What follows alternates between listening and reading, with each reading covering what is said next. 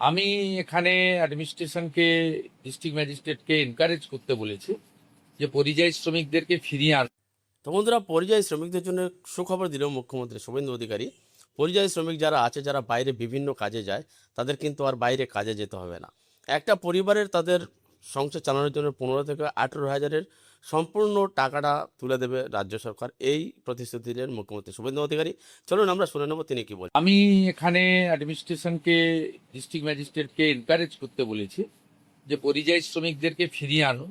বিকশিত ভারত জি রামজির 100 দিনের কাজ এবং অন্যান্য যে সোশ্যাল বেনিফিটগুলো রয়েছে, তার সঙ্গে আয়ুষ্মান ভারতের 5 লাখ টাকা পর্যন্ত ফ্রি চিকিৎসা, এর সঙ্গে নির্মাণ কর্মী থেকে শুরু করে বিড়ি শ্রমিকদের জন্য ভারত সরকার, পশ্চিমবঙ্গ সরকারের লেবার ডিপার্টমেন্টের যে প্রজেক্ট, বিভিন্ন স্কিম থেকে পিএম কিষাণ সম্মান নিধি বলুন, কৃষক বন্ধু বলুন, অন্নপূর্ণা যোজনা বলুন, বার্ধক্য ভাতাও 500 টাকা বাড়ানো হচ্ছে।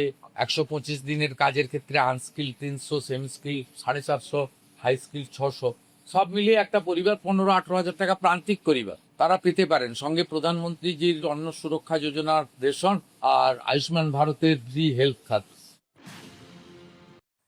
মুর্শিদাবাদ এই জেলা থেকে সবথেকে বেশি পরিযায়ী শ্রমিক কিন্তু ভিন দেশে বা কেউ বা ভিন রাজ্যে কাজের সন্ধানে পাড়ি দিয়েছে। তো তাদের সুবিধার্থে, তাদের ভালো করার জন্য, তাদেরকে ফিরিয়ে এনে তাদের এখানে কাজ দেওয়ার জন্য বিভিন্ন প্রতিশ্রুতি কিন্তু মুখ্যমন্ত্রী শুভেন্দু অধিকারী দিয়েছেন। শুক্রবার মুর্শিদাবাদের বহরমপুর সভা থেকে এখানে দিয়েছেন। আশার আলো দেখছে সেখানকার পরিযায়ী শ্রমিকরা। তো চলুন সেখানকার পরিযায়ী শ্রমিকরা এই আশার আলোর প্রতিশ্রুতি পেয়ে তারা কি বলছে একটু শুনে নেব। এই কাজটা যদি হয় তো অবশ্যই আমাদের ভালো হবে। অন্নপূর্ণা ভান্ডার এবং 125 দিনের কাজ সেটা যদি আমরা বাড়িতে থেকে পাই তো আমাদেরকে ভিন রাজ্যে মানে দূরপাল্লায় রাজ্যে গিয়ে কাজে যেতে হবে না। তাহলে চিন্তা করতে হবে না পরিবারকে, ভাইকে, বোনকে, বাবাকে। ওরকম মানে নো টেনশনেই বাড়িতে থাকতে পারবে। অন্নপূর্ণা ভান্ডার, তারপরে আমাদের জন্য 125 দিনের কাজ, তারপরে যুব শক্তি প্রকল্প, এই সমস্ত প্রকল্পগুলো যদি এখানে যেমন দিচ্ছে, তারপরে যেমন শিল্প তৈরির আশ্বাস দিয়েছে। যদি এই রাজ্যে শিল্প হয় পশ্চিমবঙ্গে, তাহলে আমাদেরকে ভিন রাজ্যে যেতে হবে না।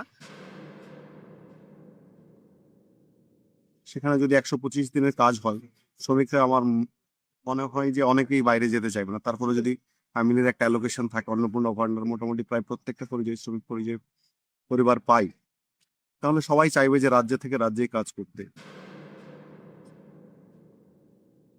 আমি এখানে অ্যাডমিনিস্ট্রেশনকে, ডিস্ট্রিক্ট ম্যাজিস্ট্রেটকে এনকারেজ করতে বলেছি যে পরিযায়ী শ্রমিকদেরকে ফিরিয়ে আনুন।